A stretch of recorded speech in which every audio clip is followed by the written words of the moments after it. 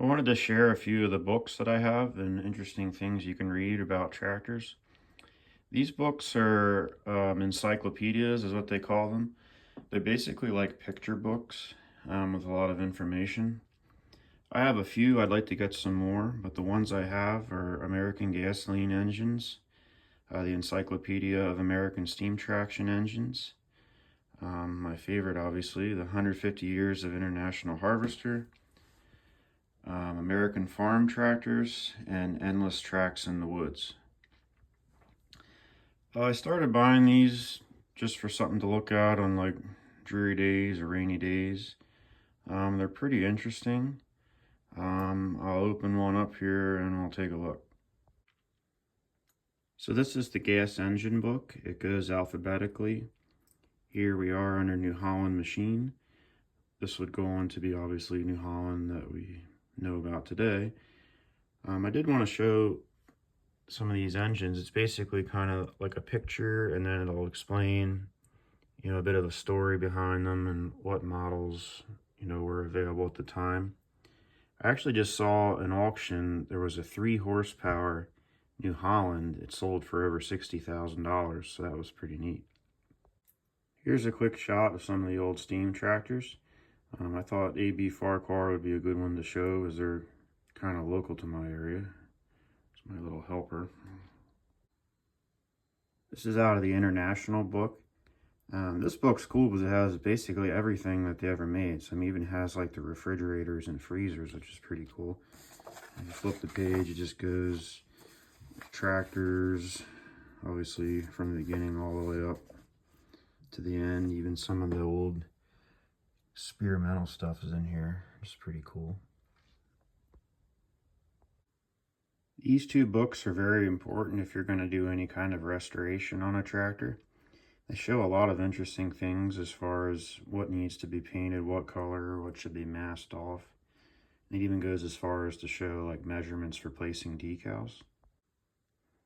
So here you can see there are a lot of detailed photos in here, which is pretty helpful if you wanted to paint something or make it very original. And if we flip here to the back, this is where I will show you as far as decal placement, where every single thing needs to go. And if you pause it and read here, you can see there's a lot of information as far as what decals go in which tractor, part numbers, and lots of good information. This is a very good book if you're interested in learning serial numbers and what your tractor might be. This is a reproduction book. These can still be bought. I think everyone should have one of these. It goes through everything from a regular Farmall up to the 650. If we open up inside here, you can see it'll show you what serial numbers are. It has a lot of information too on each individual model. Again, I have tons of these books, but some of these are just a little more interesting than others.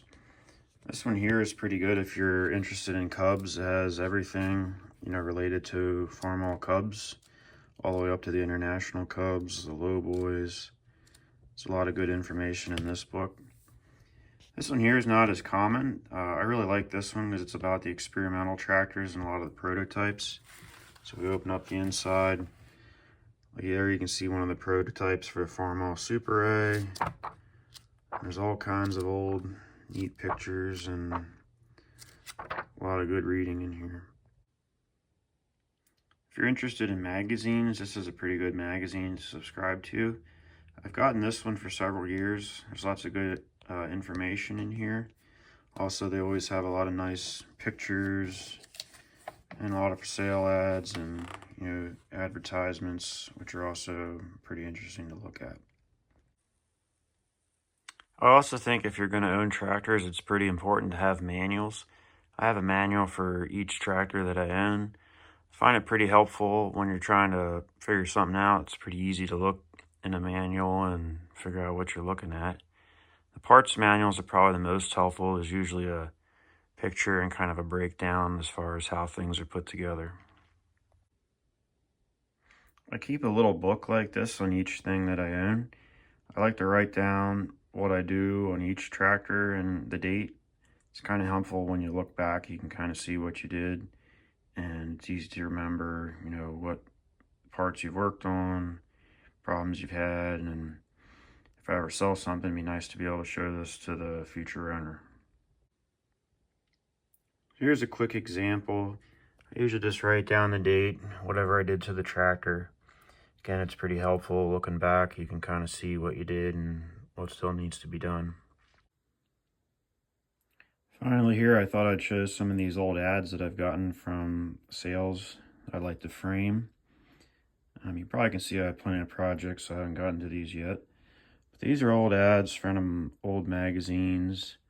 I'd like to frame them someday. This is a little tin. If you look up here, here's an old one I had, made a frame for at one point.